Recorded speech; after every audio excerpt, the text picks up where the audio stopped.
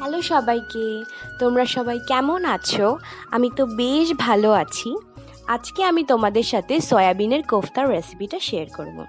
সবার প্রথমে গরম জলে সয়াবিন ভালো করে ফুটিয়ে নিয়েছি। তারপরে সয়াবিন থেকে জল চিপে শিল নোড়াতে আদা, কাঁচা লঙ্কা, সেদ্ধ করা আলু আর অল্প রসুন দিয়ে ভালো করে মিহি করে বেটে নিয়েছি। তারপরে সেই পেস্টটার মধ্যে বেসন দিয়েছি বাঁধনের জন্য। তারপরে হলুদ দিয়েছি, লঙ্কা কুচি দিয়েছি, চিনি দিয়েছি আর অল্প ভাজা মশলা দিয়েছি।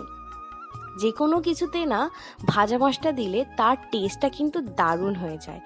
আর তারপরে এই কোফতাগুলোর শেপে সয়াবিনের পেস্টটাকে ভালো করে গড়ে নিয়েছি। কড়াই গরম করে তার মধ্যে তেল দিয়ে কোফতাগুলোকে ভালো করে দুপিঠে লাল লাল করে ভেজে তুলে নিয়েছি। যে কোনো দিন তো আমিষের দিন তো ভালো রান্না হয়ই, কিন্তু নিরামিষের দিন না বোঝা যায় না যে কি রান্না করা উচিত।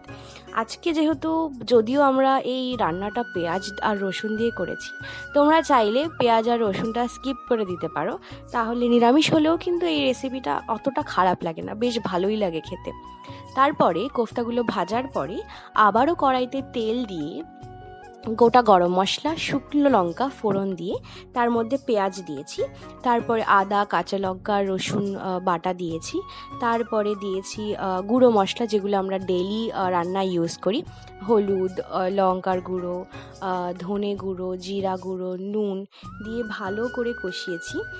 যেহেতু আমরা লোহার কড়াইতে রান্না করেছি, তাই আমাদের কালারটা তরকারির একটু কালচে টাইপ এসেছে।